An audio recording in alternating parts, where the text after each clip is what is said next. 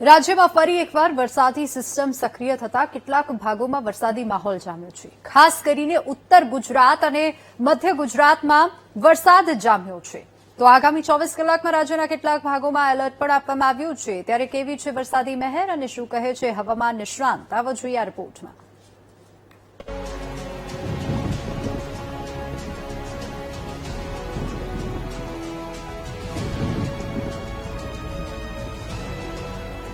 રાજ્ય પર ફરી એકવાર વરસાદી સિસ્ટમ સક્રિય થતા જ વરસાદી માહોલ જામ્યો છે, જેમાં વહેલી સવારથી સાંજ સુધીમાં 89 તાલુકામાં વરસાદ નોંધાયો, જેમાં સૌથી વધુ પંચમહાલ જિલ્લામાં 5 થી 6 ઇંચ સુધી વરસાદ પડ્યો।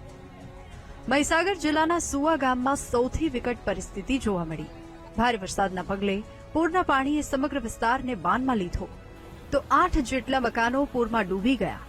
જો કે પરિસ્થિતિ વણસે અને જાનમાલનું નુકસાન થાય તે પહેલા જ તંત્ર દ્વારા ટ્રેક્ટરની મદદથી 30 થી વધુ લોકોનું રેસ્ક્યુ કરાયું હતું અને તમામ લોકોને સુરક્ષિત જગ્યા પર ખસેડવામાં આવ્યા હતા, જ્યાં ટ્રેક્ટર પણ ન પહોંચી શક્યા। ત્યાંથી લોકોએ ગળાડૂબ પાણીમાં જોખમ ખેડીને પોતાના જીવ બચાવ્યા। જો કે વિકટ પરિસ્થિતિને જોતા જ સ્થાનિક તંત્ર પણ લોકોની મદદે દોડી આવ્યું। કોતરના પાણીના વધુ વરસાદને લઈને સંપર્ક વિહોણા બન્યા હતા। ત્યાં અંદાજિત 28 થી 30 માણસોની વસ્તી છે, જેમાંથી 26-27 માણસોને આપણે અત્યારે રેસ્ક્યુ કરી લીધેલ છે અને 3 માણસોનું જે બાકી છે એમને રેસ્ક્યુ કરવાની કામગીરી શરૂ છે। અમે તાલુકા પંચાયતને મામલતદાર શ્રી ડિઝાસ્ટરને રિપોર્ટ કરેલ છે, જાણ કરેલ છે અને એમની રેસ્ક્યુ ટીમ ઝડપથી સ્થળ ઉપર પહોંચી રહી છે। આ તરફ લુણાવાડા તાલુકામાં પણ મુશળધાર વરસાદના પગલે ચારે તરફ પાણી જ પાણી જોવા મળ્યું।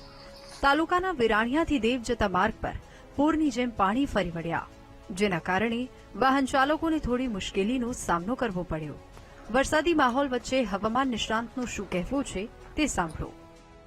મધ્યપ્રદેશના સંલગ્ન ભાગોમાં મધ્યપ્રદેશમાં ભારેથી અતિભારે વરસાદ થવાની શક્યતા નથી। મધ્યપ્રદેશમાં પૂર આવવાની શક્યતા રહી, પણ ત્યાંના સંલગ્ન ભાગોમાં પણ ભારેથી અતિભારે વરસાદ થવાની શક્યતા રહી।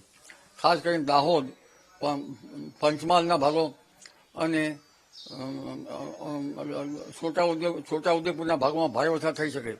પંચમહાલના કેટલાક ભાગોમાં ભારે વરસાદ રહી શકે અને ક્યાંક જળભરાવની સ્થિતિ પણ બની શકે। આ ઉપરાંત મહીસાગરના ભાગોમાં પણ વરસાદ થવાની શક્યતા રહે। મધ્ય ગુજરાતના ભાગોમાં પણ વરસાદ થવાની શક્યતા રહે। વડોદરાના ભાગો તેમજ અમદાવાદના ભાગોમાં પણ વરસાદ થવાની શક્યતા રહે અને અમદાવાદ ગાંધીનગરના ભાગોમાં ભારે વરસાદી ઝાપટા પડવાની શક્યતા રહે। લગભગ 13 તારીખ સુધીમાં વરસાદ રહી શકે, પણ આગામી 24 કલાક વરસાદનું જોર ભારે રહે અને ભારે વરસાદી ઝાપટા પડતા જનધને કાળજી રાખવી ઈષ્ટ રહે। 13 તારીખ સુધીની આગાહી વચ્ચે આ તરફ પંચમહાલ જિલ્લામાં પણ વરસાદી માહોલ જામ્યો છે।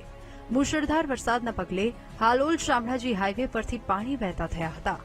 જો કે હાઈવે પર પાણી ભરાવાથી ક્યાંક વાહન વ્યવહાર પર પણ અસર પડી હતી, તો બીજી તરફ ગોધરા શહેર અને આસપાસના વિસ્તારોમાં પણ પાણી ભરાયા હતા।